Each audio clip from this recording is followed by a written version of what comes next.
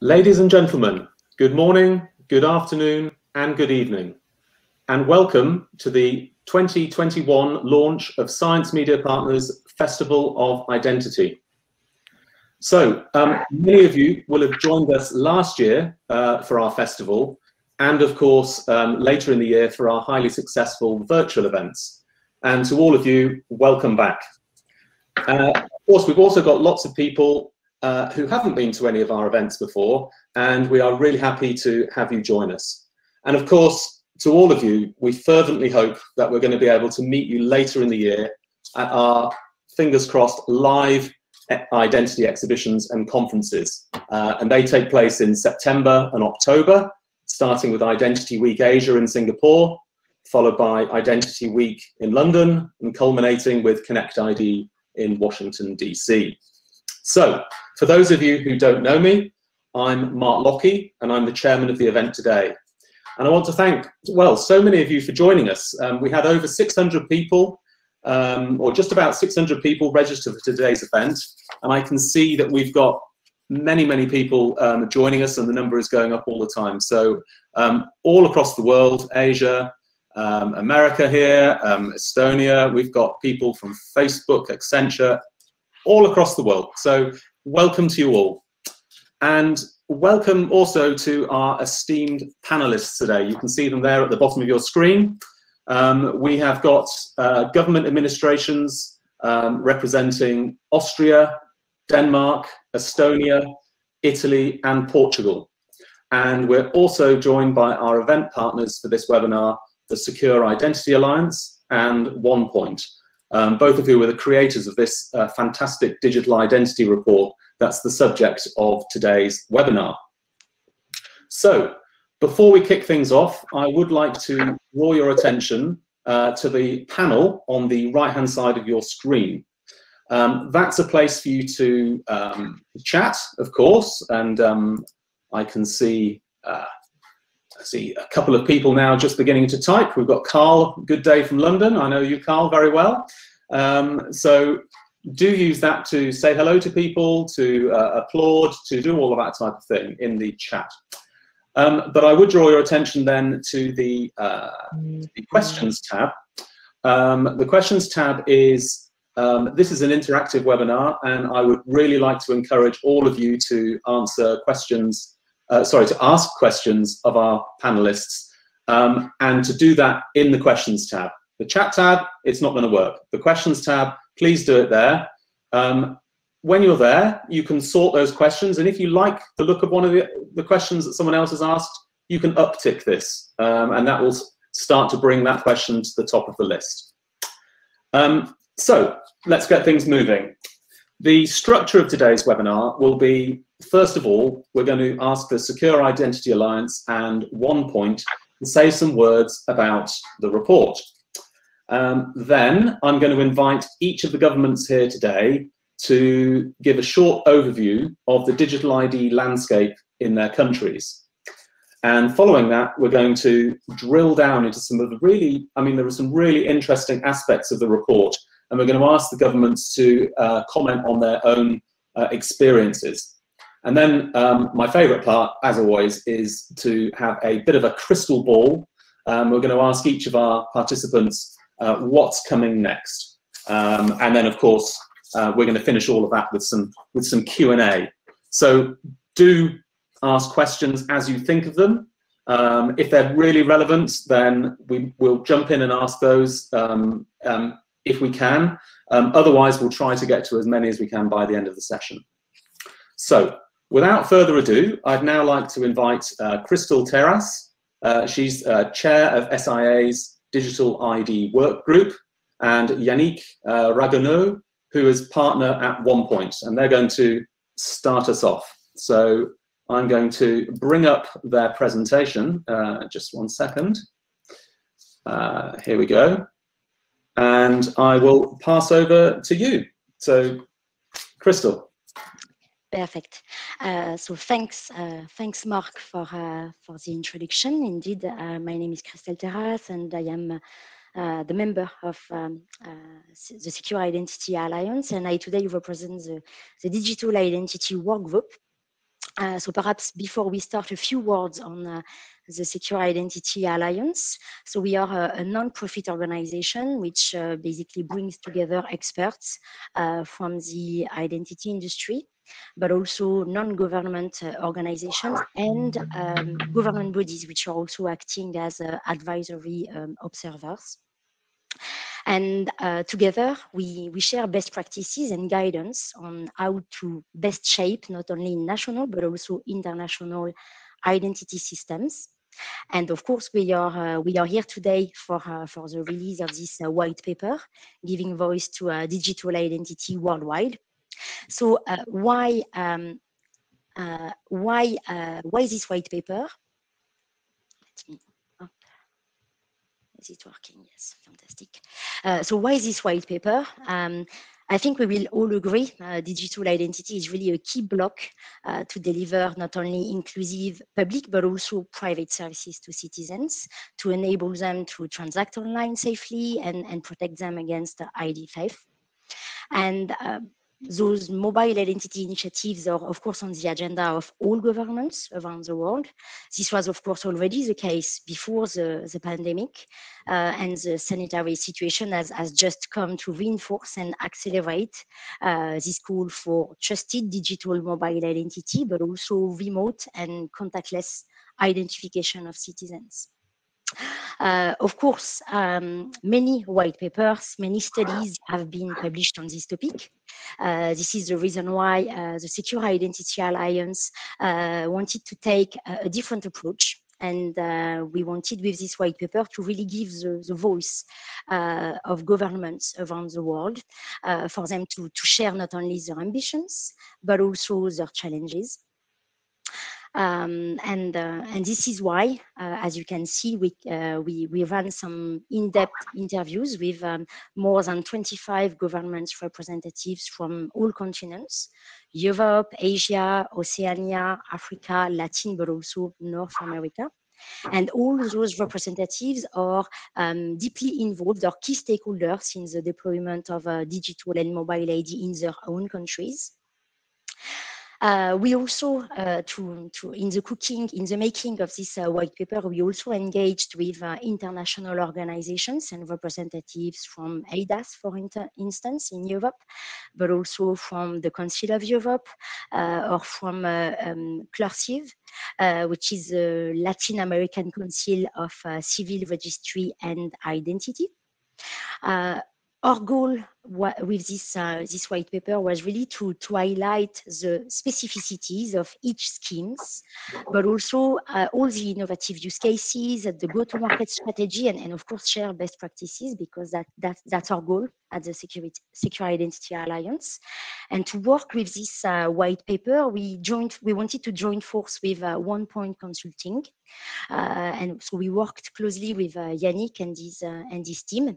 So why we chose OnePoint? Simply because they also specialize in supporting government with their digital transformation, and we do share the same goal at the Secure Identity Alliance. So it sounded as an obvious partner for us. So I will now leave the floor to Yannick. We will further explain our approach before we move on to the most exciting part of this webinar, really giving voice to those government representatives from Estonia, from Denmark, from Austria, from Italy and Portugal, who have contributed to this report and who are with us today. So Yannick, if you want to give a little thanks. the approach. Thanks a lot, Christelle, and thanks, Mark, and thanks a lot to both to Security and Identity Alliance and all the participants on that report. And thanks for the chance that was given to work together, all together, in order to produce a kind of unique report. What we have done together for the past 6 months was really focusing on identifying what are the best business model for digital ID worldwide, then not focusing only on the technology, but really focusing on what are the end user perspective and the key use cases that could be implemented, focusing on the best illustration on how the go-to-market, on the promotions of the digital ID has been done, and identifying the key success factor in building a strong ecosystem. And the goal of the report is really not to make a catalog, but really bring up all that view in a one single and comprehensive document. We hope it will be useful as sharing experience for everyone, both government, but also the industry and all the players who have to use the digital identity scheme. The goal being to share really the best value proposal that has been developed by the various countries. Then what you will find in the report that will be launched in the next few minutes on the platform is really three big parts. The first big part is we have compiled around 13 insights, the best practices and the stories that we have seen talking with 25 countries and studying their implementation of the digital ID. And it's really, I think, the best part of the report because it gives a strong converge perspective on how to implement what has been identified as the 13 success factors in order to make digital ID useful for the country. The second part of the report is much more a geographical perspective, where we have compared continent by continent some of the implementations. And finally, the last part of the report is, I would say, the detailed part, on which for every countries we have studied what has been the model implemented, what is the architecture scheme in place, and we have deep dive into the innovative use case that are presented. Then there is three ways of interacting with that report, but we believe that combinations of insight, geography perspective, and use case perspective is the best way to give a comprehensive and concise view on the various business model behind that. And thanks again to everyone, and thanks again to the full team today who are ready to discuss in details their implementations. And I'm giving you back the floor, Mark, for the rest of the presentation. Thank you very much, both of you. First of all, just to reiterate that all participants will get access to this report. You'll get sent a link directly after this webinar is finished with access to the replay and a link to access the report as well. It really does look like a fantastic body of work. I really enjoyed reading through this, and I think, you know, it's 90+ pages of just full of wisdom and insight. You know, our participants here today are, you know, 5 very important administrations, but just 5 of many administrations that took part in the report. So I'm sure it's great thanks to all of the participants of that. So over to our government representatives. And they're all, you know, top experts in their field of rolling out sophisticated digital identity solutions for their citizens. And so I'm going to do this in country alphabetical order. So that means Austria comes first. So I'd like to invite Herbert Leitold, Secretary General at the Secure Information Technology Center in Austria, to give us an overview of what's happening in his country. And I'm just going to bring up his slide here. Just one second. Here we go. So over to you, Herbert. Thank you very much, Mark. Good afternoon, ladies and gentlemen, and good morning those across the pond towards west, and good evening to all the colleagues who joined us in Asia. I'm delighted to give you a short overview of the Austrian EID. We started introducing an EID actually in 2003, but in 2005 with the first mass enrollments. And key aspects of our Austrian EID is that we defined it technology neutral from the beginning. So the government just defined functional requirements like unique identification, like qualified electronic signatures or electronic representation. So I can authenticate on behalf of a company or on behalf of my elderly mother, for instance. These technologies, where some security requirements have been stated, or these requirements could be implemented with different technologies. So from the beginning, already in 2005, EID could be based on several smart cards, like the Austrian health insurance card, or bank cards, or credit cards could be activated as EID. But also you could use your mobile phone from the beginning. And on the top figure to the right, you already see how it evolved. So you can guess what the smart card is. In that case, the Austrian health insurance card every citizen has. That's the green line.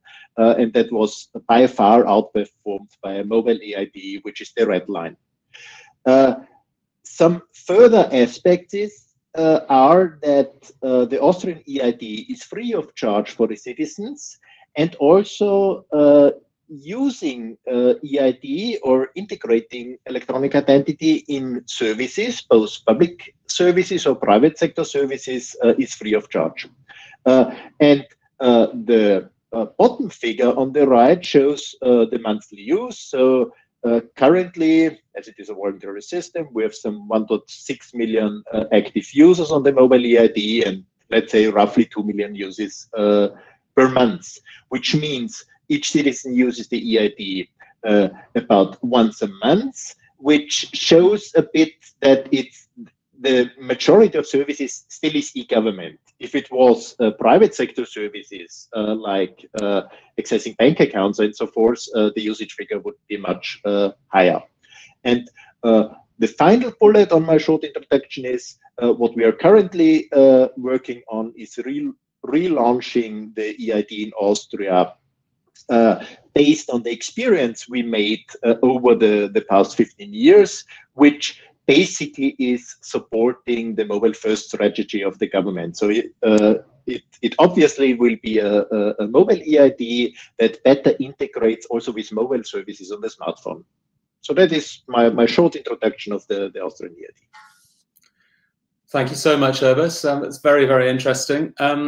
So now I'm going to move on to Charlotte Jacobi in Denmark. Charlotte is head of division at the Center of Digital Identities in the Danish Agency for Digitalization. I'm just going to share her slides. Thank you very much, Mark, and thank you all. It's lovely to be able to speak to the whole world. In Denmark, we have worked closely together within the public sector between state, regions, and municipalities for the past more than 17 years, with the goal to digitize public sector and to provide digital services to citizens. So that has sort of been our vision the whole time, and we have thus had a strong focus on the precondition for digital government, which is how to identify yourself securely digitally. And in fact, we launched our first EID and digital signature infrastructure back in 2003, which is also when I started working in this area. I have not taken that here because I have such a short time. So I will say to you about the present and the coming infrastructure in Denmark, because the problem was the egg and the hen situation, where we had no services and therefore no need to have an EID. And if you have an EID and there's no services, otherwise it's not interesting. So in 2010, we launched our second generation EID and digital signature infrastructure, which was built by a provider that also provides infrastructure for the banking sector. And with this cooperation, we actually were able to have services across public, private, and not the least banking sector, which supported a wide dissemination and a wide frequent use, which also made support much less because people could remember how to do it. And you can see at the bottom of this slide that we are about 5.2 million people in Denmark, and we have nearly a 99% dissemination, and we have 71 million monthly transactions. So that's quite a lot, because people use it for net banking, people use it for all public services. We have been able to make mandatory access to our digital postal system with NemID because of the dissemination we've had. So working together with the banks in this sense has been a large key success factor for us. The key card that you see in this slide was the identification means that we started out with in 2010. But in 2018, we launched an identification means on the mobile phone, which is a large demand from our users and will be increasingly in the future. So this contract is coming to an end, and the new solution we are developing at the moment is called MitID, which means My ID. NemID means Easy ID.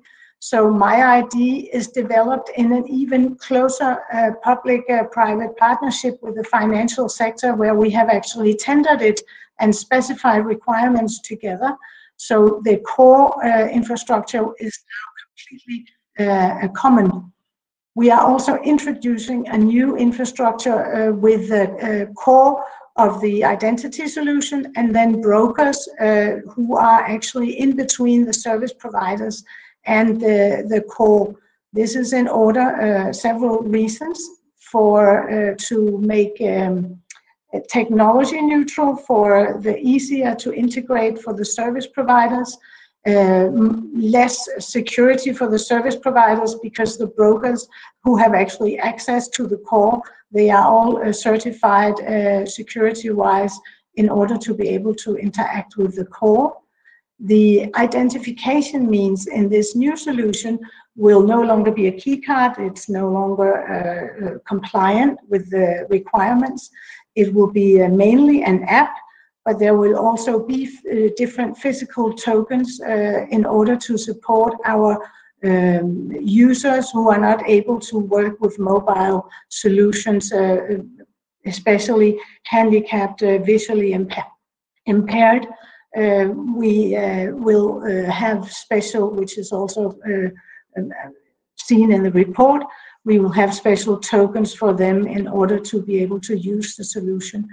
So this will be launched in the mid of this year, and we have a huge task in order to move all of our users from one solution to the new.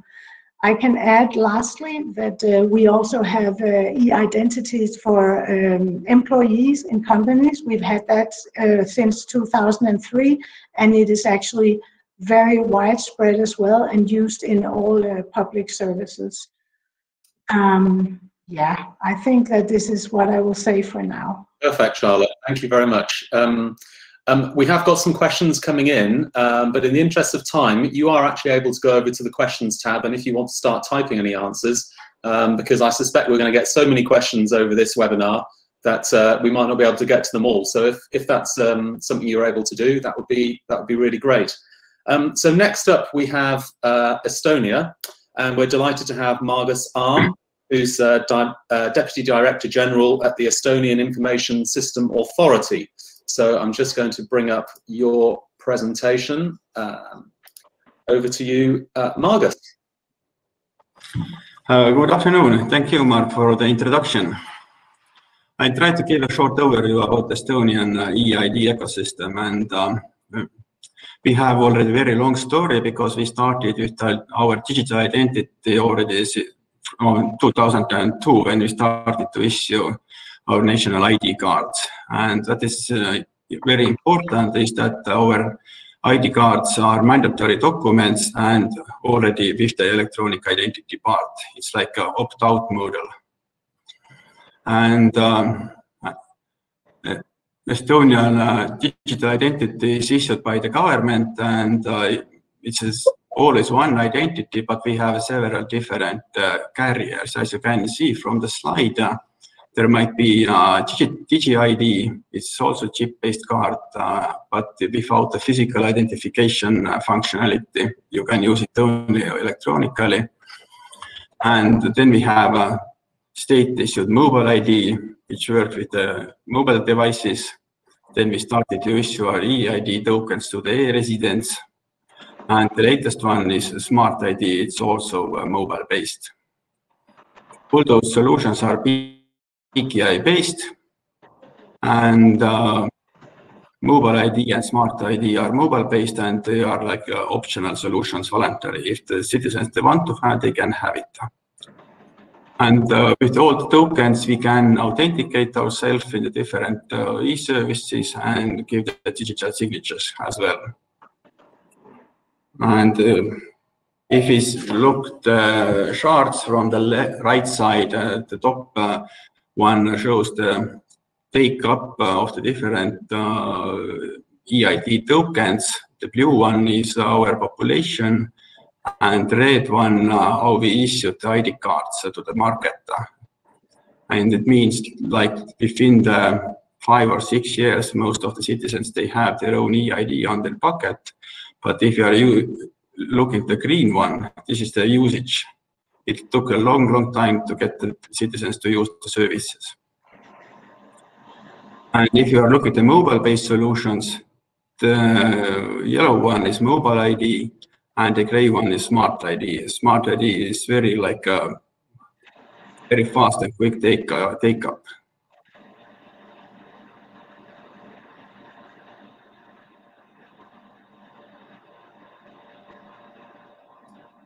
I believe we may have lost Margus for a moment there, but I think actually he pretty much got to the end of his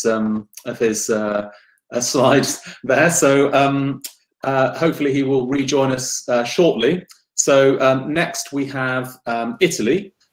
So please welcome Andrea Spalacci, who's project leader at AGID, which is the, and I've tried to translate this into English because I had no chance of saying it in Italian, so I'm just calling it the Agency for Digital Italy.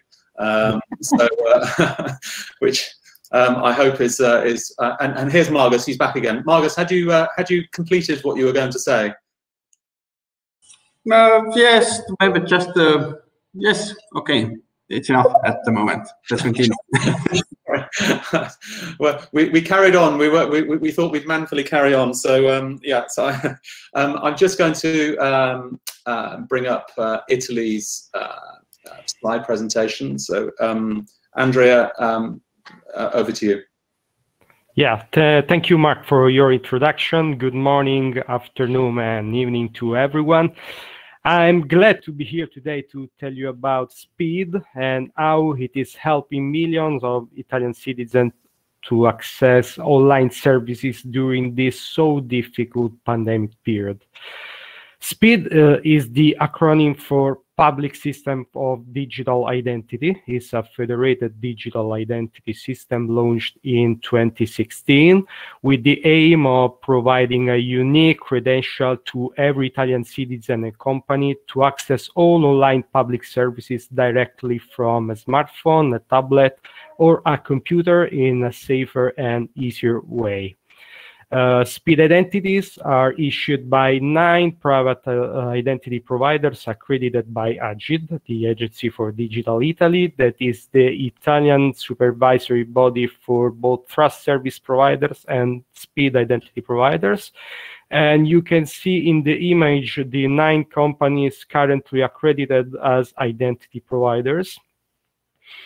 SPID identities have been designed to be used without any device other than the smartphone and offer 3 different levels of assurance based on different authentication factors with an increasing security. Is foresee only a password for level low, a password and an OTP for level substantial, and a password and an electronic certificate for the level high, the highest level of security. SPID identities are free of charge for citizens and are also available for companies and professionals upon payment. It is possible to obtain a SPID identity directly from home with a remote onboarding procedure, which turned out to be extremely useful in this pandemic period. I will come back on this point later. In fact, as you can see in the graph, over the last year, more than 10 million SPID identities have been issued, most of them using a remote onboarding procedure, reaching a peak of over 250,000 issued identities per week. And from the first data we have collected this year, this trend appears to remain stable. And so this was my short introduction of digital identities in Italy. Thank you. Thank you, Andrea. That's a really excellent introduction there. Finally, but certainly last but not least, please welcome André Vasconcelos. I hope I pronounced that well, where he is the EID advisor to the Board of Directors at the Administrative Modernization Agency. Just allow me a second. So over to you, André. Okay, so hello, thank you for the invitation for the webinar and for the introduction, Mark. So to provide you an overview on digital ID on Portugal, let me explain how did we get here. So I'd say that in 2007, we decided to put together different physical documents, our tax documents, social security, voters, civil ID, in just one, which is the national citizen card. And we decided to put a chip on it, which contains an authentication and a signature certificate. Nowadays, everybody has it. So it's a mandatory card. About 11 million citizens have this card. But what we notice is, although everyone has it, there is only a few people that actually use it electronically. So that's why in 2015 we decided to move to a mobile ID, our digital mobile key, which ensures the high security levels of the citizen card, but it's actually being able to use by everybody, because you don't need to have a smart card reader and everything that comes along with a smart card based ID. So nowadays about 20% of the population have it, and it is coming up really fast, namely in its usage. Another thing that is important in the Portuguese EID infrastructure is our national identity provider. So we provide a national IDP where the authentication using the smart card or the mobile ID, among others, are available. And every public application portal use it. And there are several private sector ones that I will talk about them later on webinar, are actually using it. And this is actually a key important thing to ensure that the user has a common experience, and it is fast for different portals, like for instance our national Portugal portal, to use it. So we just ask for our authentication IDP to do an authentication, and then you select the mechanism. In this case is a smart card based authentication, and then you are authenticated. Okay. So our smart card based ID has these different levels of confidence aligned with the AUTENTICATION regulation, namely the citizen card and the smart card ID using an OTP as the level of assurance I. Thank you. Perfect. Thank you very much, Andre. It's really interesting. Of course, this has now just been the high-level overview of where each of our administrations are at the moment, and I think you can really see that sort of progression from cards through to like mobile first, and you know, and we'll hear later about what's coming in the future. So, ladies and gentlemen, this does bring us to the next part of the webinar, where we're going to discuss certain areas that have been covered by the report.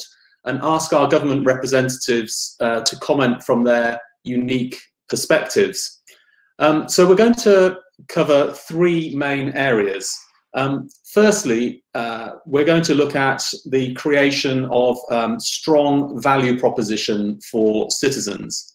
Then we're going to take a look at differing ecosystems and governance.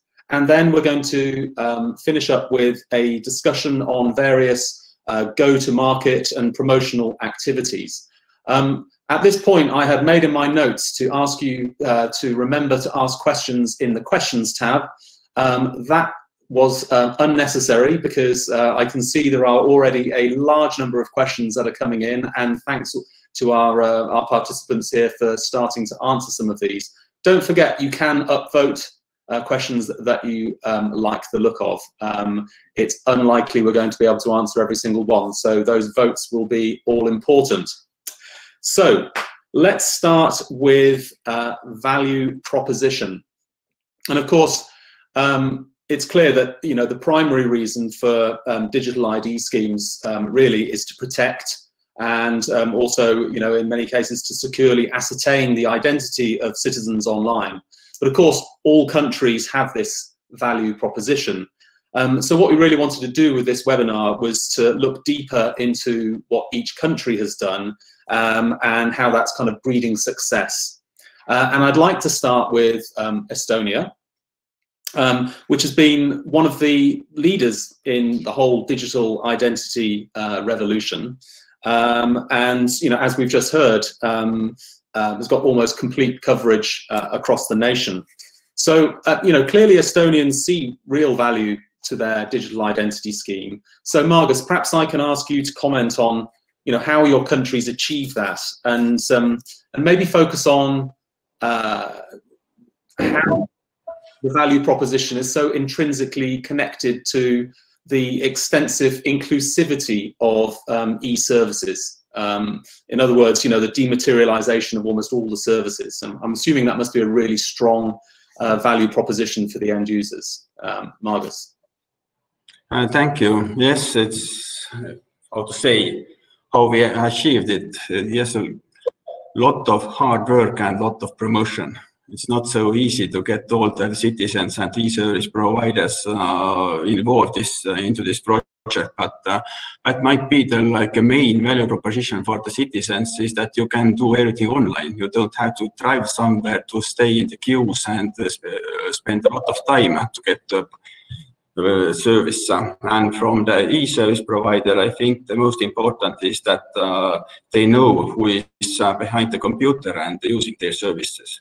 As I mentioned in the beginning, Estonian EID is issued by the government and granted by the government. It means that all the relying parties, they can trust it.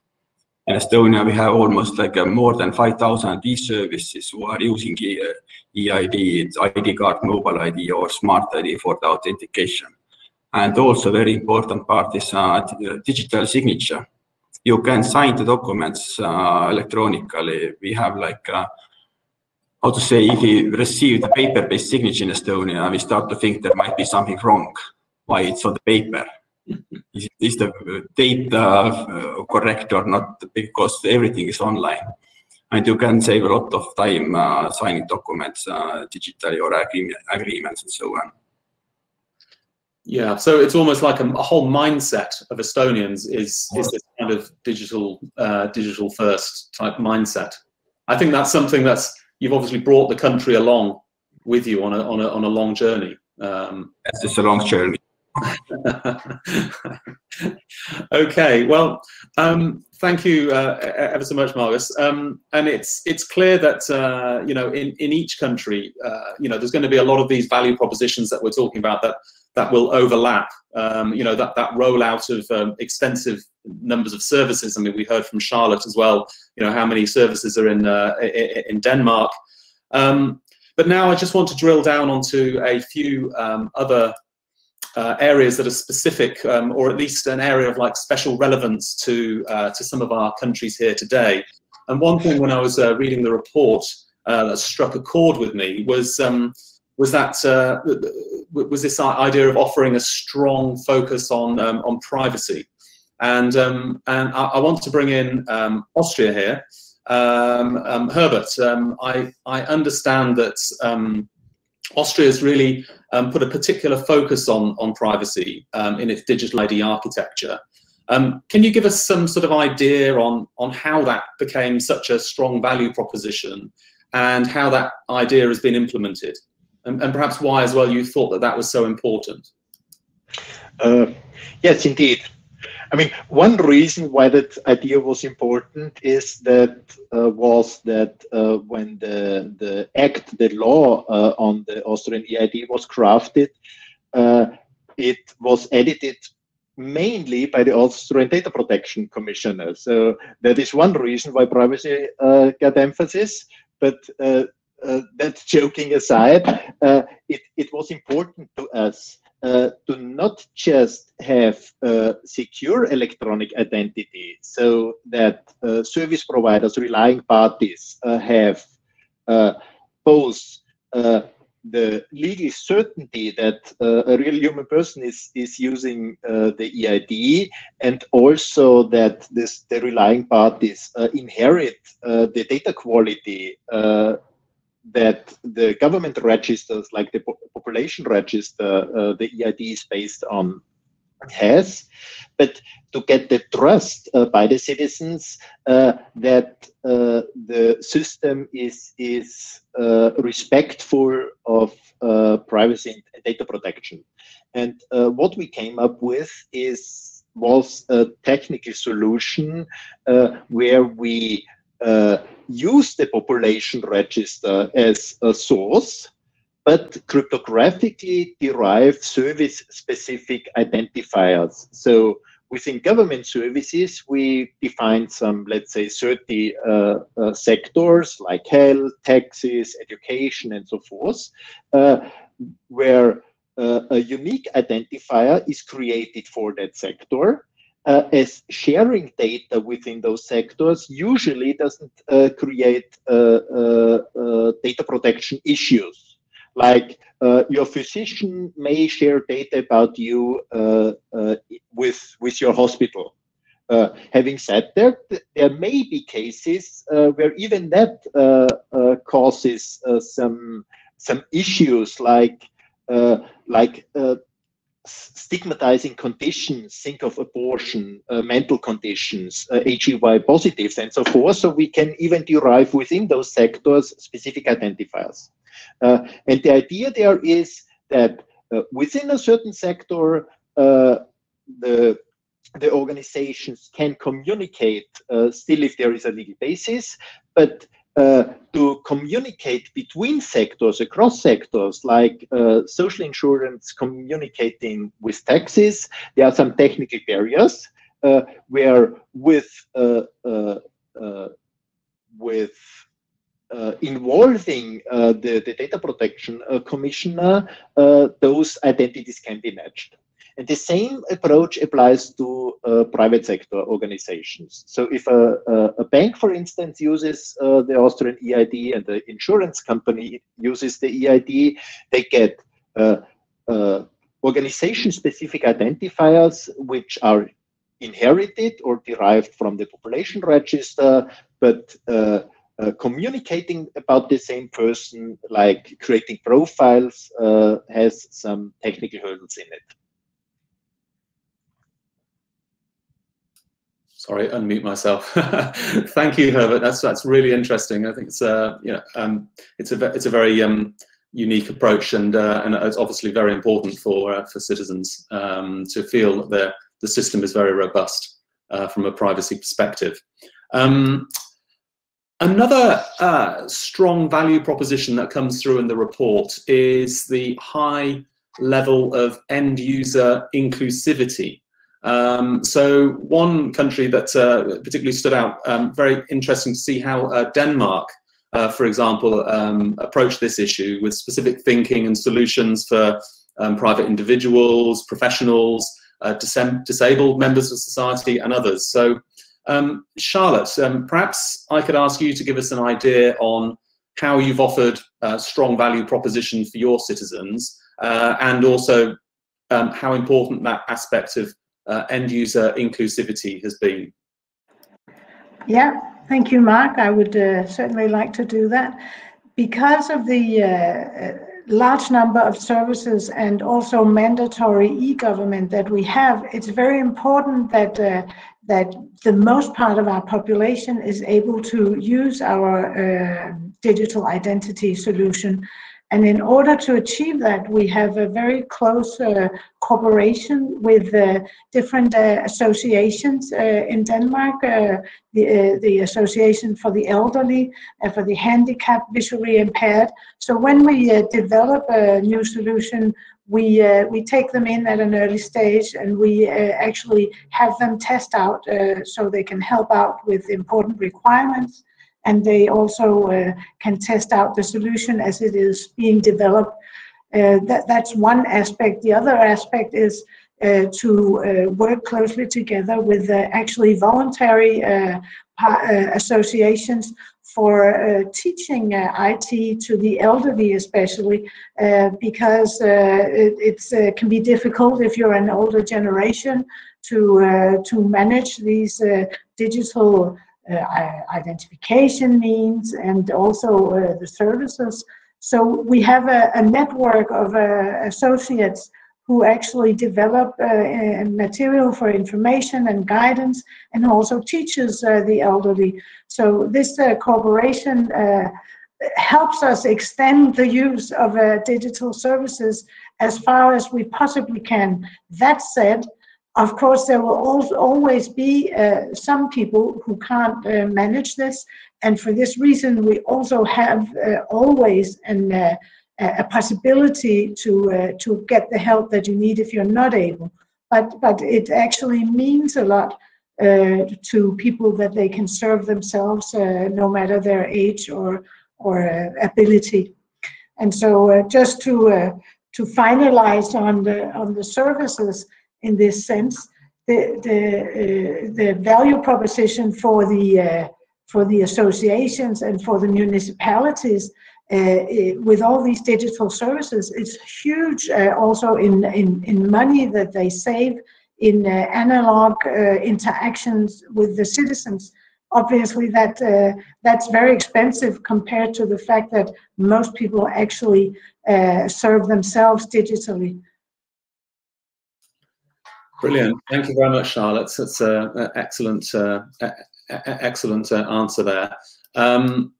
So the final country I want to ask about value proposition is Portugal, and we've already seen its impressive rollout over the years.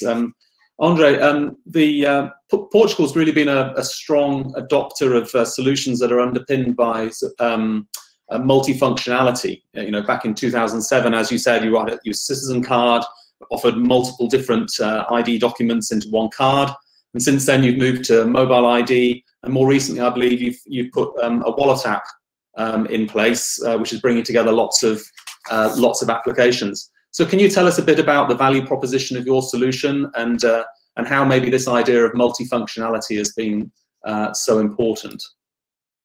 Yeah, sure. That's a good question. If it's possible, can I share the slides? Yes, great.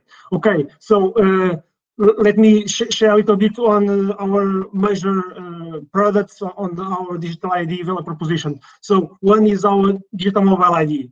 Okay, so it is focused on ensuring high security level and high user experience. Okay, which was not the case on other products that we provided in the past.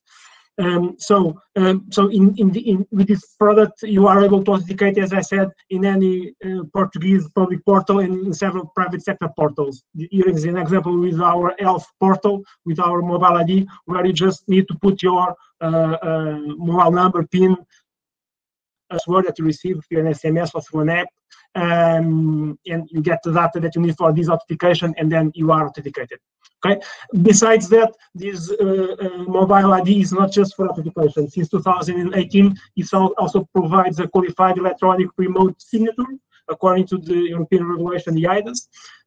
It means that you can sign any document without having a smart card reader at home, just using your mobile phone. So an example with an app that we provide, where you just need to put the mobile, the payment word, and then you have it the document signed, and you can use it.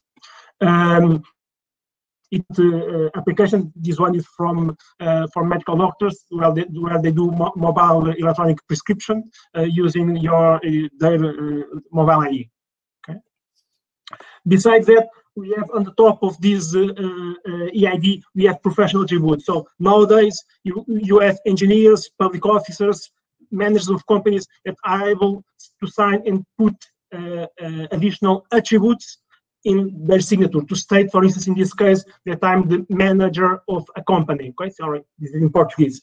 But yeah, I'm just signing it as a manager, and in the end, I'm signing as manager of this company. Okay, or as a public official saying that I'm a director of this agency or whatever. Okay. We also are bringing together the digital world and the physical world. So this wallet, this ID.gov.pt is an app. You can download it. It's supported on the law. So this means that I can nowadays in Portugal leave my documents at home and just take my mobile phone. And in the real world, this actually works and has a legal support. For instance, I can leave my citizen card, my driver's license, my public service health card, my military ID if I had one, and we just in the first moment we just put the citizen puts the cards using the mobile ID, okay, as similar as I presented before, and then he has already the documents there and can show it in different use cases in real world, okay. And that's about our value proposition. Thank you. Perfect. Thank you. Thank you very much for that. I'm sure that the slides will also perhaps be able to be available from Andre afterwards if you were to send him a message. So you know, and also on replay as well. So I know there's a lot of really good information in those slides. Ladies and gentlemen, the next area that we want to focus on is ecosystem and governance. And there's like loads of areas that we could really have discussed in this area, from establishing legal frameworks, open standards, and all sorts of other things. But one area that I really wanted to start off with focusing on is the idea of public-private partnerships. So as I'm sure all of you are aware, that digital ID schemes are traditionally initiated and financed and managed by government entities.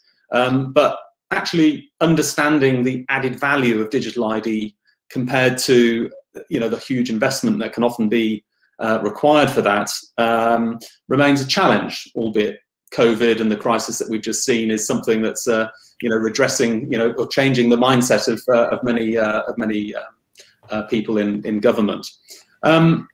So some governments have really addressed this issue by engaging in various partnerships and revenue sharing models with the private sector. In other words, the government is effectively creating like a playground for certified private sector companies that they can take part in. So I want to bring in here Italy. Andrea, this sort of public-private collaboration forms a really important part of the ecosystem in Italy. So are you able to give us like an overview of what you've done, highlight some of the advantages to that approach, and maybe give us some lessons that you might have learned along the way? Yeah, thank you, Mark, again. And as I said before, in the Speed Federation, there is a strict cooperation between the private and the public sector. Speed identities are issued by 9 private tech companies using procedures designed together with AGID and the Data Protection Authority. Every citizen can obtain up to 18 speed identities, 1 from each provider as citizen and 1 as a professional. However, in this period, we have observed that users usually have just 1 identity as citizen and 1 as professional only if needed. And they choose their identity provider based on previous experience, because as most of them are also trust service provider.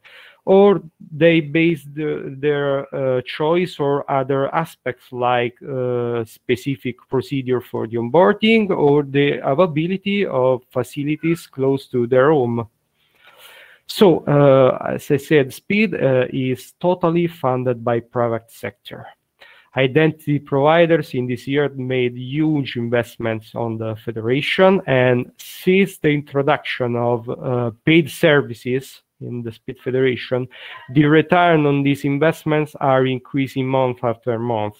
In particular, I'm referring to the availability of SPID identities for professionals and for companies, to private service providers that pay for the authentication on their services accordingly to a price list published on the EGID website. And finally, to a service introduced a few months ago called Sign with SPID, that allows citizens to sign documents using their SPID identities. And keep in mind that this signature in Italy is legally equivalent to an handwritten signature. So that's all from my side. Thank you. Thank you very much, Andrea. That's really interesting. And I really want to bring in Denmark here too.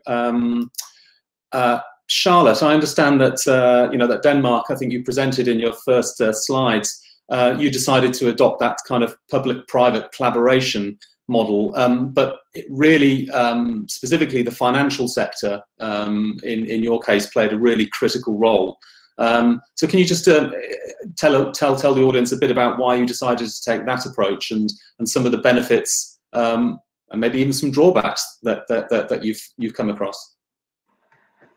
Yeah, I would love to do that. The thing is that in Denmark, we are not that many people. So in order to have several private IDPs or one for public, one for private, it will be not rentable for anybody. So this is one issue. The other issue, as I mentioned in the beginning of our ID infrastructure, when it was only for public sector and private services, not banks, it was very difficult to get people to use it because they didn't, and this is way back in 2003 up to 8, that they didn't have a need for it so much.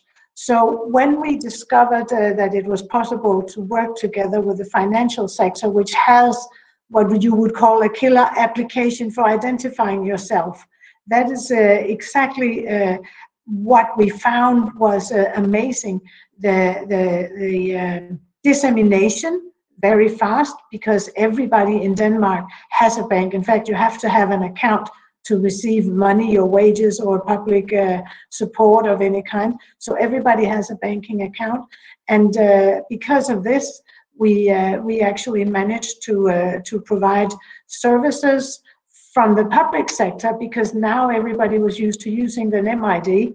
And therefore, we actually reached a point where we decided to make public services and e-government mandatory.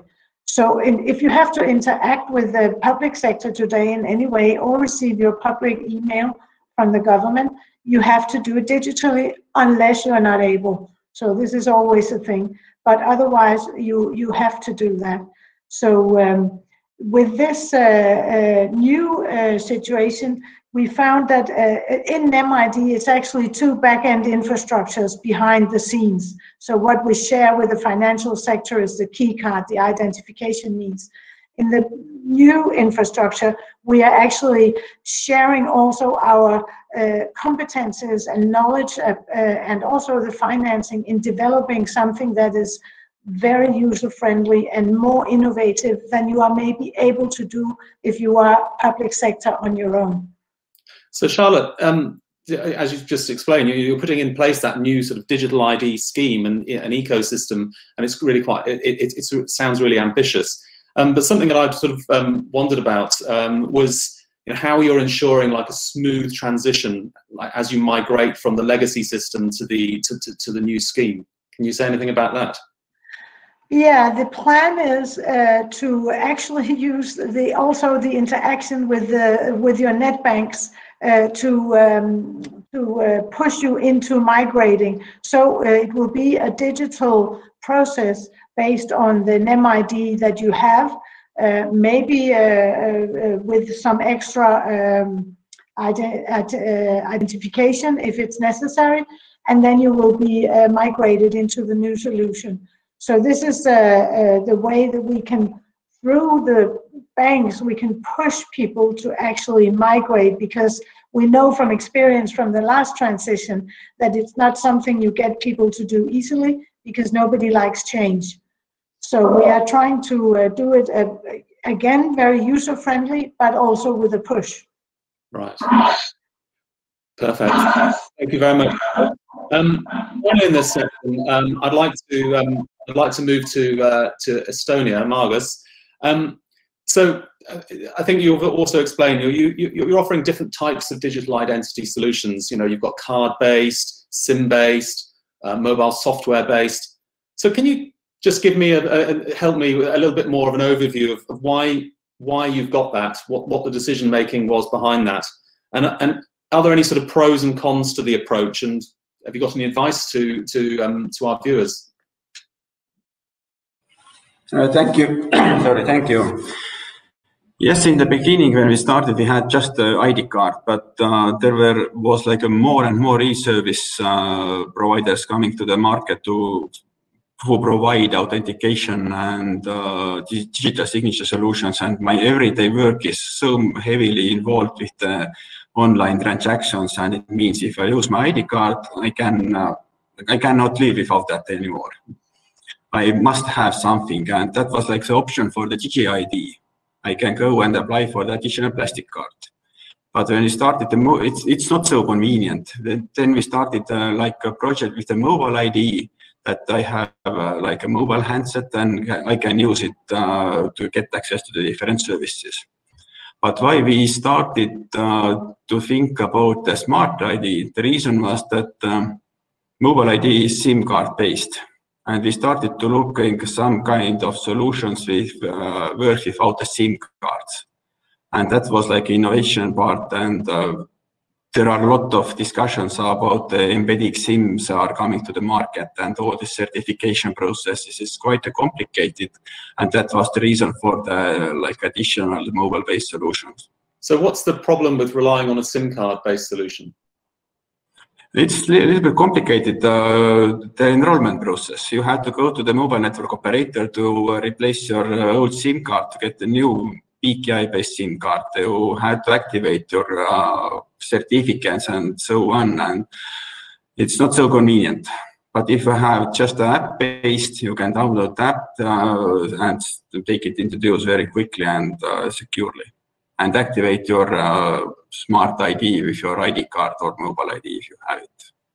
Right. And the business model behind that is also different why the smart ID is so popular. Smart ID is free of charge for the citizens, but for the mobile ID you have to pay almost like €1 per month to the mobile network operator.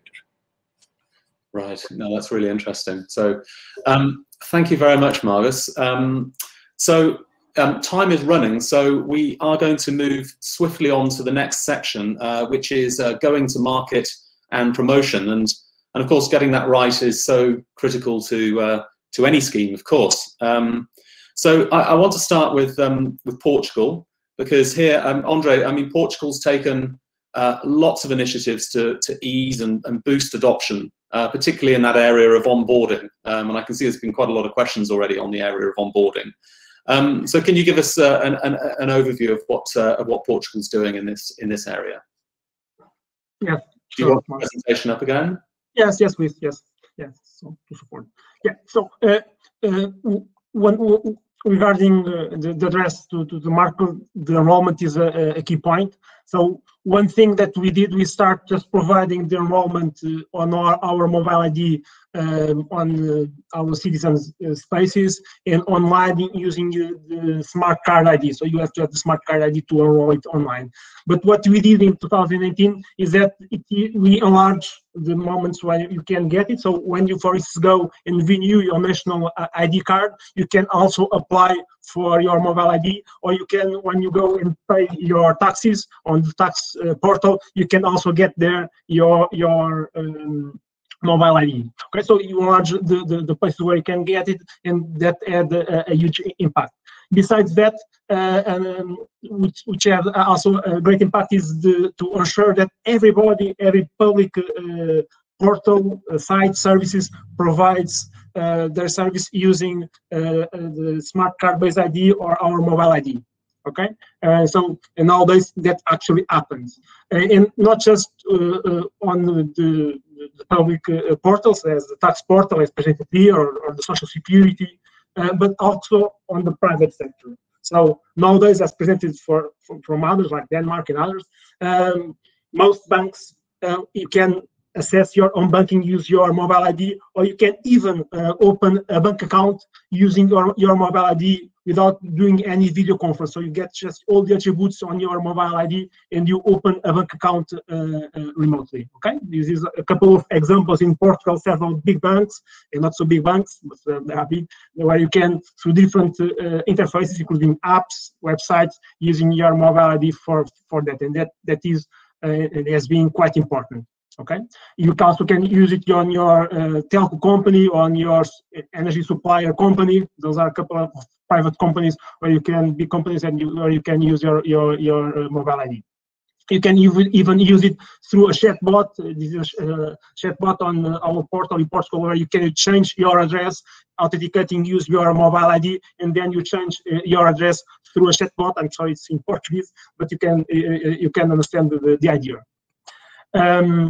Besides that, another important thing for this promotion, and it's quite important in Portugal, regarding the digital literacy, which is not very high. So we have these citizen spaces where the citizen can go and do online services with help and understand how he or she can use their mobile ID. And then afterwards, probably he will be able, or she will be able to do it at home alone.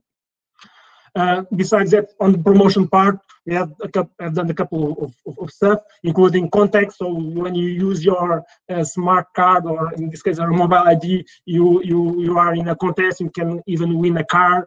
We have some press on the TV, on radio. We have even our partners, including the banks, that are promoting in their websites our mobile ID. So the result is that nowadays we have nearly 2 million citizens with active digital mobile keys. The mobile ID, the digital mobile key, which is the name of the product, is, as you can see here, far more used nowadays than other mechanisms since 2019, than other digital ID mechanisms that we provide.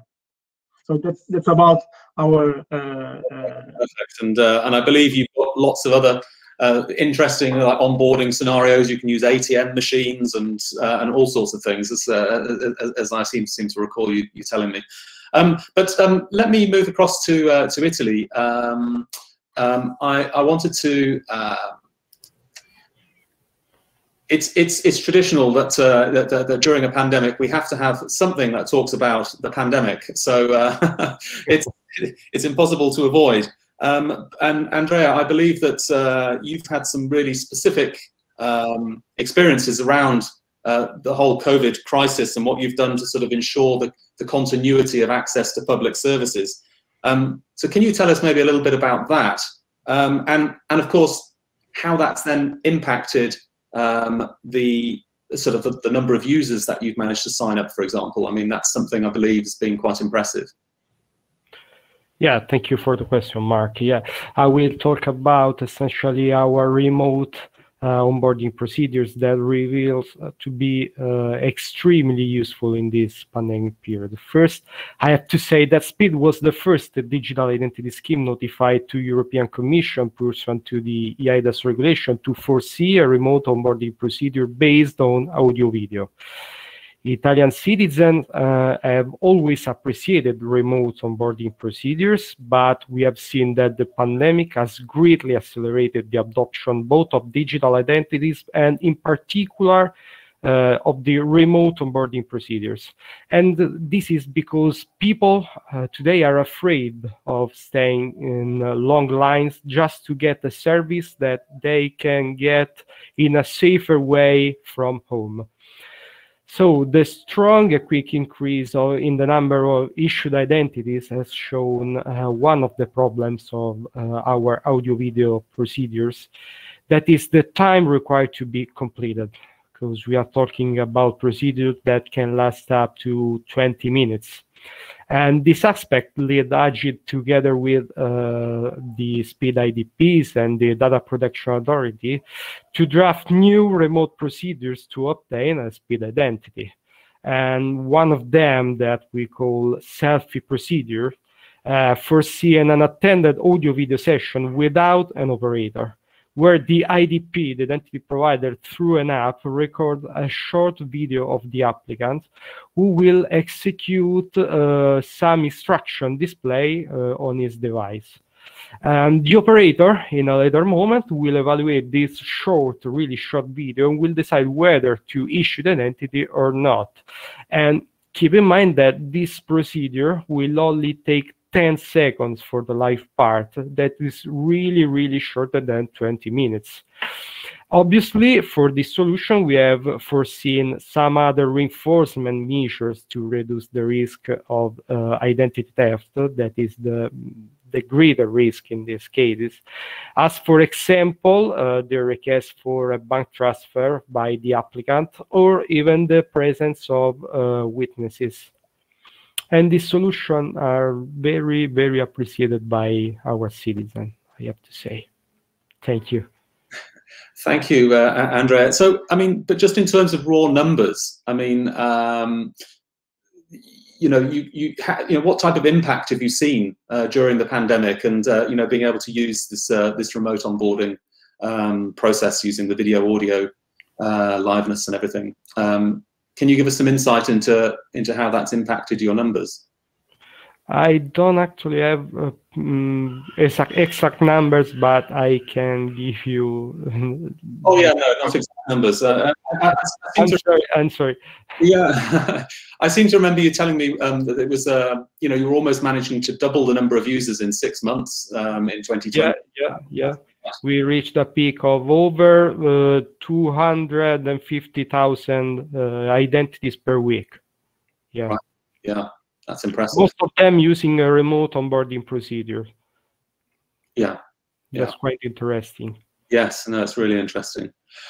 So finally in this section, I'm wanting to bring in Austria. Herbert, and I love this, by the way. So instead of having your sort of, you know, your traditional use cases, you know, maybe paying your taxes online, things like that. I remember us talking about, you know, a range of sort of innovative new use cases that have really helped to boost adoption in Austria. Can you tell us a little, and the audience, a little bit more about that, and give us an idea as well as how that's boosted the adoption? Yeah, I mean, as I said in the beginning, the Austrian system is a voluntary system, and except for businesses where the electronic process can be mandatory, it never is for the citizen. So even though we did some advertisement, commercials, and so forth, what worked best in terms of adoptions is providing services the citizens care about. And I just give 2 examples. For instance, in Austria, we have a pension system where you have access to the pension record, and you usually get your annual account statement where you see how much you might get when you retire on paper. And the social insurance system then sent out a letter to all citizens saying, well, let's make that digital by default. You still have the paper option if you opt for it, but if you activate your EID, you can access that online. And that doubled the adoption rate. And even more impressive were popular petitions. Popular petitions, usually you had to go to the town hall to support them. And with the first popular petitions we had, that was on women's rights or on smoking bans in public places, we enabled them electronically with the EID. And during the support period, we had 5 times higher adoption rates when with the EID. So on average, we activated those days some 2,000 per day. And on the very first day that you could support the popular petition, either on women's rights or smoking ban, it raised to about 10,000 a day. So that are just 2 examples where we saw, well, if you provide services electronically that matter to the citizen, you get the take-up. Wow, that's really impressive. You know, and it strikes me that it's something that citizens can really get engaged with, you know, and really, you know, see a tangible something that, you know, they might think about in their everyday life. It's bringing it into their everyday life that's, you know, I think it's really interesting. So that's the end of that particular section. So you know, the next part is, well, it's the fun part. It's the really good fun part where we ask our participants to gaze into their crystal balls and tell us what is next for their countries. And then at the end of this section, I will open up a poll for you all to take part in, to allow you, all our viewers, to give us an idea of what areas you think are most important. So in the essence of time, briefly, can each of our participants give us an overview of where you see your digital identity schemes heading next, and any specific areas you're going to be focusing on, from sort of technology to ecosystems, user adoption, and so on. So I think we're going to start with Andre in Portugal. So over to you, Andre. Okay, thanks. So the presentation, if possible, please. Okay, so let me just give you an overview on what we are doing and what is just going live, or have just gone live in the last couple of weeks. So one thing is we are really focused on user experience, as I've already mentioned, and so we are providing another ways for doing the authentication in different channels, for instance, in kiosks. So you are providing a QR code using your phone with an app that you can use it for replacing one of the factors. So we have a QR code authentication. Okay, it's already available. Another thing that we are using is we are doing an authentication using the biometrics on the phone, replacing one of the factors. So you can, for instance, authenticating using your PIN code, but instead of waiting for the OTP, one-time password through an SMS, you can use the biometrics on the phone for doing the authentication on your mobile. Another thing that we are doing, so those two are already live. The new thing that we have done, but is not yet in production, we are waiting on the law, is the biometric enrollment. Okay, so what we have implemented, not yet live, but it's an app where you can just download the app. You point the app to the national ID card. You verify if the card it's actually a real card. Everything we do an OCR to collect, for instance, your ID number, and with that we go to our database to get your photo, and then we do a liveness recognition. We verify if you are live, and if that photo match to the one that we have with resolution in database, and if everything is okay, you have your new mobile ID in about less than 2 minutes. Okay, so this is a new thing that we are about to launch. We are just waiting on the law to be approved, and expect that to happen in the next couple of weeks. Perfect. Thank you, Andre. You have quite a big inbox in tray there of work to get through over the next couple of years by the look of it. So good luck to you. Next up, I'd like to hear from Andrea in Italy. Yeah, thank you, Mark. Of course, our main goal is to increase the number of speed users. We have now about 70 million users, which is not bad if we consider that today only adults can get speed, and that there is a non-digitized segment of the population. However, in the near future, we want to give the possibility to obtain speed also to minors, and we are studying this delicate topic together with the identity providers and the data protection authority as well, of course. And another thing we are working on is aggregator for private services that are entities which behaves as a gateway between identity providers and service providers, and which will facilitate the entry of private service provider into the Speed Federation. And that's all for now. Brilliant. That's really interesting. So we're going to move on now to Estonia. And Margus, tell me what's coming next in Estonia. Who knows? We are thinking about like a state app solutions or governmental app, and where you can, it's like a wallet maybe, you can put your different proof of evidences to the wallet, like diplomas, driving licenses, physical ID card, and so on.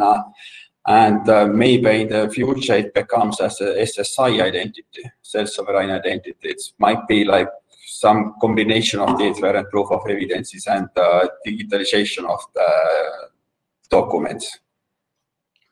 Really interesting, very interesting. So next up is Denmark. Charlotte, what's next for you? Well, obviously, quite a bit of time will be devoted to the transition from the existing solution to the coming in MyID. But also in MyID, we are developing an app for remote onboarding and enrollment of end users.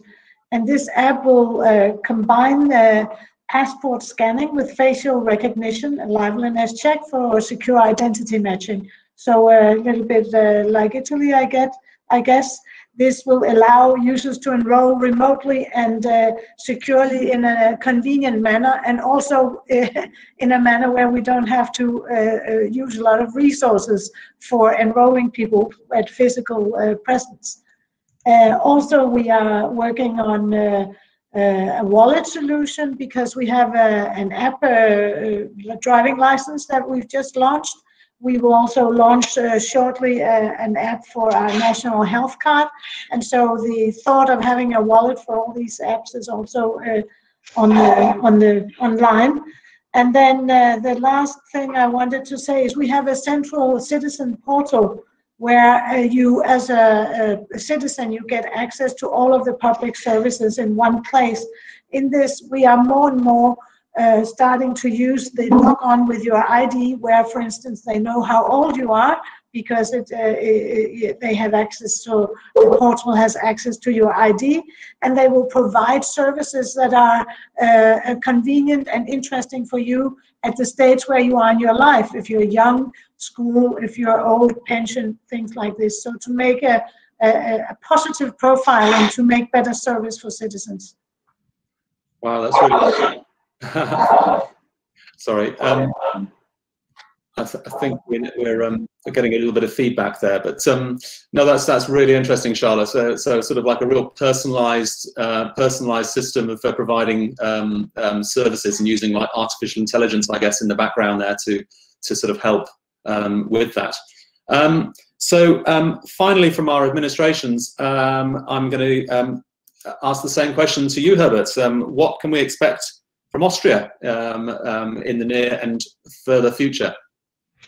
what we are mainly working on is the integration to mobile services. Austria already has a mobile government app. We launched that some 2 years ago. And as I mentioned, the new EID will be a fully mobile EID. But it isn't just sufficient to have mobile authentication. To carry out services on the mobile needs some paradigm shifts.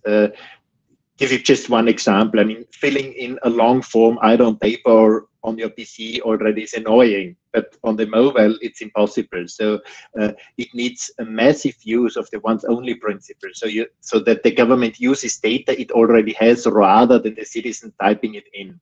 And that integration in a secure and privacy preserving manner is pretty challenging. So that seamless integration of a mobile EID with the various mobile services, that is what challenges us most currently. Cool.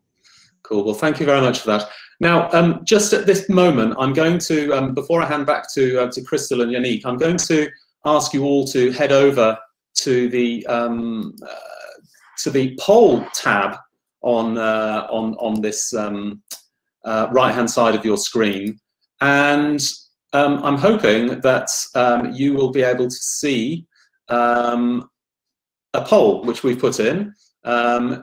If any of my participants can nod to tell me if that has happened, that would be... Yeah. Oh, good.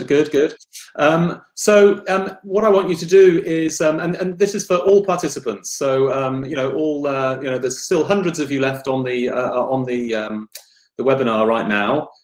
We're looking for you to choose the top 3. Is it this mobile-only strategy? As you've heard, we've moved from cards to mobile, but this whole mobile-only strategy, remote onboarding, we've heard a lot about that, and some of the technologies that are being implemented there. What about this idea of a wallet solution?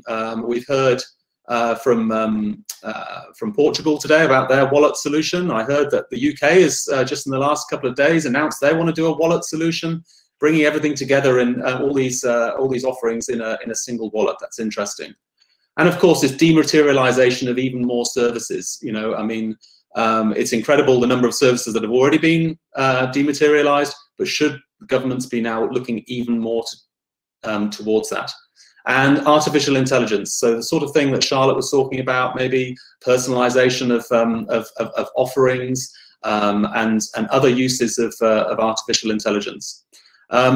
So I can see that I'm not totally sure what you see on your screen, but I can see here now that that we've got 31% of people are really into this whole remote onboarding at the moment, and then closely followed by next generation wallet solutions and dematerialization of even more services. I think that's really interesting. I don't know if our colleagues here have got anything to say about that. Maybe they can mention it in the answers to their questions. But clearly, I think especially during this pandemic, as we've heard from Andrea, this remote onboarding, anything remote, that can be used, remotely, which people couldn't do before, is clearly going to be something that's high on people's agenda. So it's just a bit of fun. So I hope you can all see the responses there. So that's interesting. I'll leave that open. You can carry on voting. But in the meantime, I'm going to ask finally Crystal and Yannick to give their opinion on what's next, and not just what next for digital ID, but also what's next on their agendas too. So I'm just going to bring up their presentation once again, and over to you both. Sure.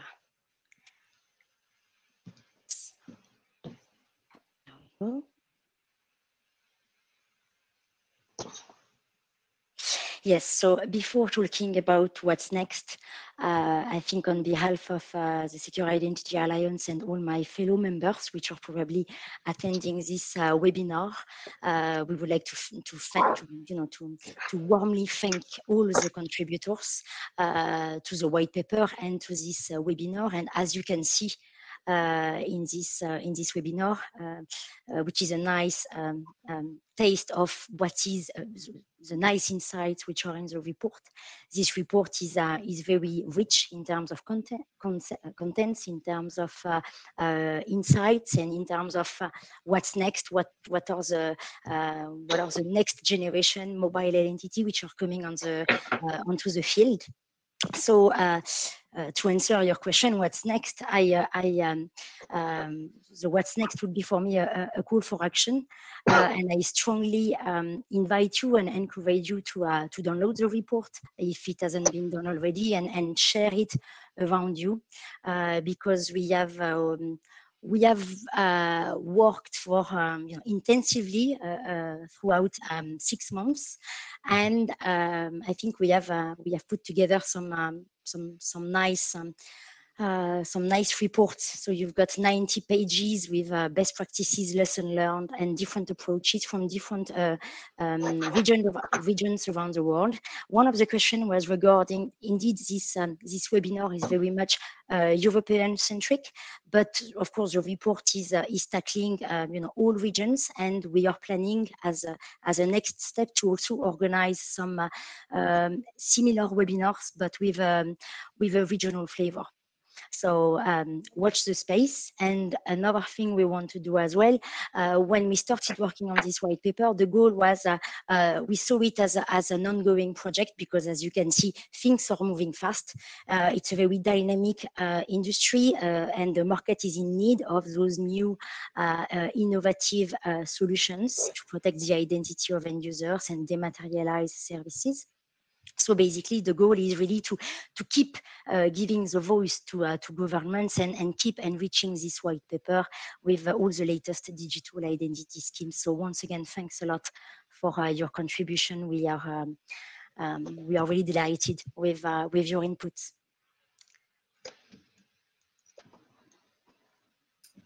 And Yannick, perhaps you want to add some. Yeah, sure. Thanks a lot, Christelle, and thanks a lot for the full team. Then what's next? I think the first thing will be to download the white paper and report, and to digest it. It's a great piece of work. We'll push you the link for the download in the coming minutes, and you can already scan the barcode. Then after that, as you said, Christelle, the goal was not only to produce a one-shot report, but the goal is mostly to build a community around that subject and continue to build that community around the subject. Then what we expect in the further weeks and months is to continue the discussions and update most probably that report.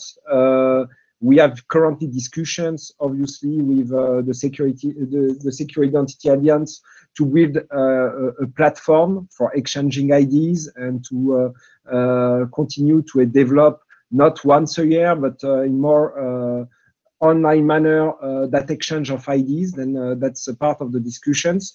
And definitively what we will do also as a fork of that report is two things. The first, we will develop some geographical perspective and build some smaller community at regional level in order to exchange on the community of practice. And the second thing that we are planning to do with Secure Identity Alliance is also to develop some use case factory, things that we can reuse and redeploy easily. Then not just only describing the use case, but also providing the full tool set in terms of planning, design, and communications around some of the use case. Then that's the two ideas that we have in mind, but we are very glad to hear about the request and to expand that community and to make sure that we can continue to share the best practice and the best use case amongst us in order to accelerate the transformations of nations and around that digital identity in the community space. And thanks again, everyone. It was great to as a sharing sessions. Thank you, Crystal and Yannick. It's been a pleasure working with you as well. This report and you know, all the work that's gone into it, you know, wouldn't have happened without SIA and OnePoint. So you know, congratulations must go to you for bringing it all together as well. So so at that point, I mean, we have run over time, so we won't be able to ask loads of questions. And it's been fantastic that lots of our participants have already had their questions answered, at least by some of our speakers today. So I would encourage you. This question tab stays open permanently, actually. So you know, if you do have time afterwards to go and answer some of these questions from your own country's perspective, then I'm sure that that's useful.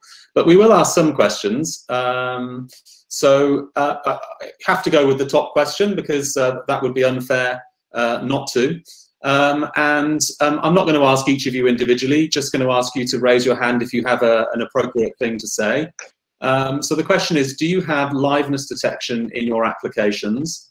And have you conducted any presentation attack detection on your applications? So we're talking biometrics now, and presumably around the area of enrollment. Andre, you have something to say.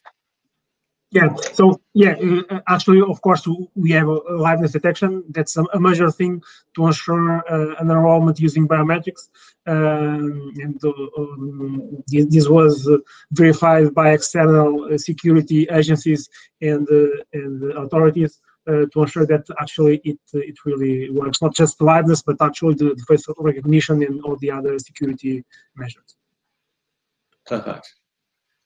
Anybody else wanted to chip in there? No. Okay. All right. So this next question is quite interesting, actually. You know, which and are there any physical documents that will be replaced by digital ones? And I guess that means a full replacement. Or the question is, or are we still in a world where we need you know, the validation of the physical document to sit alongside? So has anybody on the panel here actually replaced and got rid of any physical documents? Oh, Andre, again?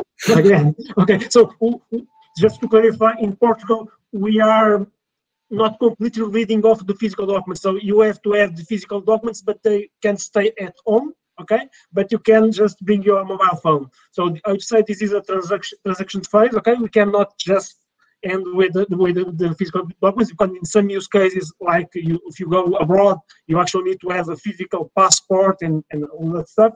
But in the country, at least, you can just leave them at home for now, not finishing them. They will still need to be issued, but well, in the future we will see. Okay, Charlotte, you wanted to jump in? Yeah, I was just thinking, we have digitized everything to do with property. So deeds and mortgage letters are all kept in a digital registration system where you sign them digitally with our national solution, and you look them up digitally. They no longer exist in paper. Brilliant. Okay. Well, just shot up the list here of popular questions has been this whole issue of the use of digital ID with minors, or under. I guess that's I'm not quite sure how you define a minor. Is that under 18s?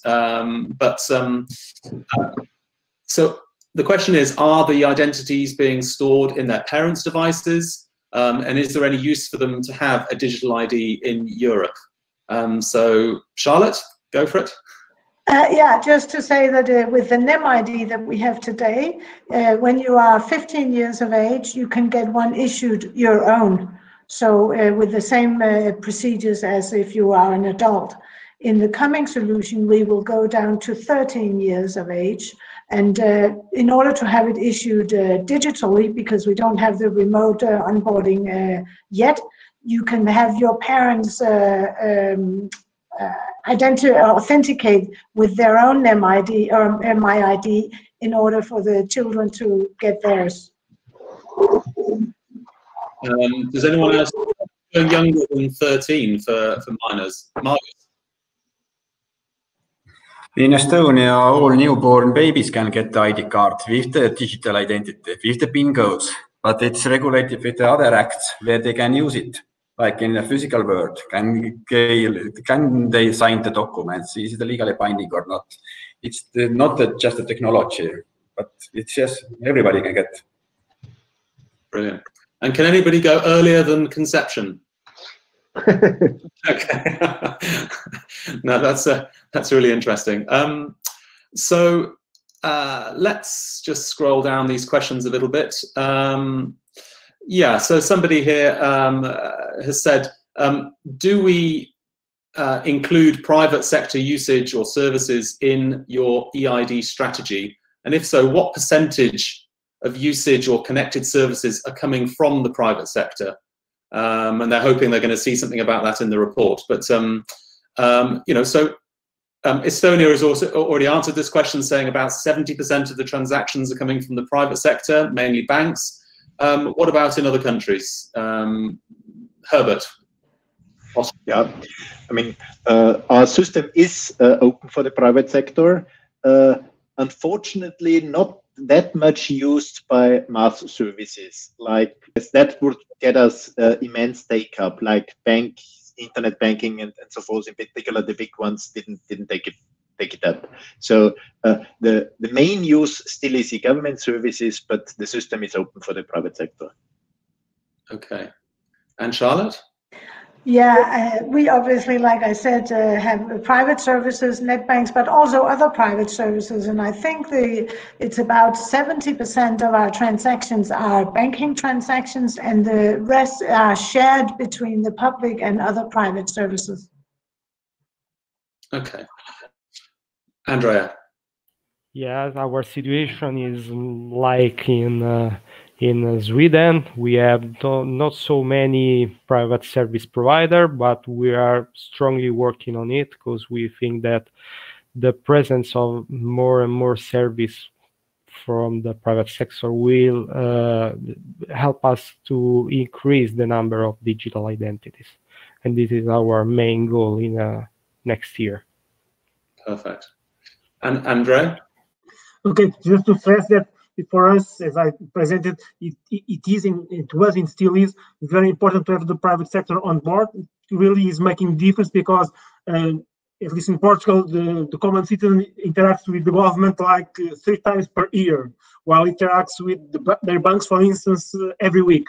So it is really important to use it, the mobile ID and the citizen card, because if they use it, they don't forget their PINs, they know how to use it when they go to use it in the government. So yeah, so for us it's quite important, and in the top 10 usage and entities that are using the banks are like 3, 4 there, okay, in the top 10 entities. Perfect. All right, so I'm going to move on to the next question. Let's have a look. This idea of a digital health passport to verify someone's had a COVID vaccine, is this something that you guys are getting involved with? Is this something that your countries are considering adopting? Herbert? Yes, we do, and I mean probably all countries currently do. What it, however, takes is also some international coordination, like WHO, because having it nationally is one thing, but if you think of boarding an airplane or using it during travel, some common standards would be needed. But probably every country is working very hard on that to get that in place. Okay, all right. I thought this was quite an interesting question.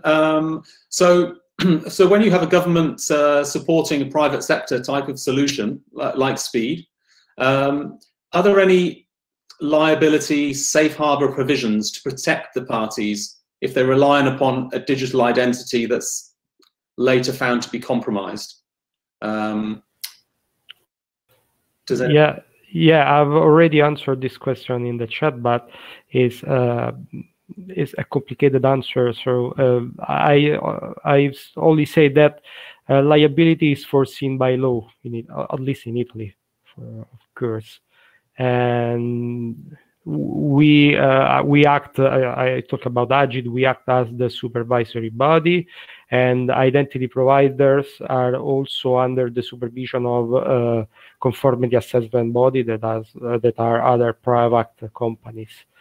And I don't know how to add in this, so a few times. So. Yeah, okay. Any other comments there? No? Okay, so let's have a little look.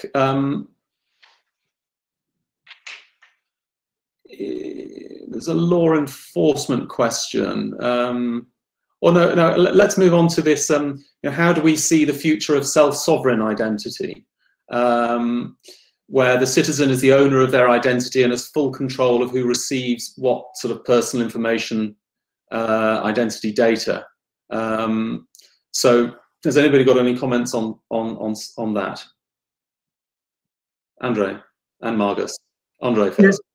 Yes. So from our perspective, that is a really important thing to ensure, is that the citizen is always in control and knows who is assessing which data. So that's why we have this national identity provider, and we ensure that the citizen, when he provides his data from the public administration, he has to, using their mobile or citizen card authentication, he has to authorize that, and afterwards he can go to this portal and checks which data is being transferred to which entities, to which sites. So from our perspective, it is really important to ensure that citizens really feel that he actually is in control of everything that is concerned about is our data. And Margus, did you have a comment? It's the same as the previous one was, that we are thinking about that like a wallet and proof of evidences, and maybe it becomes as SSI. Okay. Okay. I think that we've covered all the sort of the top questions there, and we've also run quite a long way over time. So I think that at this stage, I would like to draw the webinar to an end, and once again thank all of our participants. Your insight today has been really fantastic, and of course, to stress, this is only a fraction of what actually appears in the report. So it's vital that that you download this report, 90+ pages of insight and wisdom, and sweat and blood and tears in its preparation. So, ladies and gentlemen, you're all going to get sent a link to that report, and I hope you enjoy reading it. So with that, this is the end of the webinar. It's going to be on replay very shortly. We will be running a host of other webinars as part of the Festival of Identity, including 3 other webinars with the Secure Identity Alliance. More information about those will be forthcoming. So with that, until next time, please stay safe and well, and thank you very much to all of you for attending. Thank you very much. Thanks to you, Mark. Thank you. Thanks, everyone. Thank you. Bye.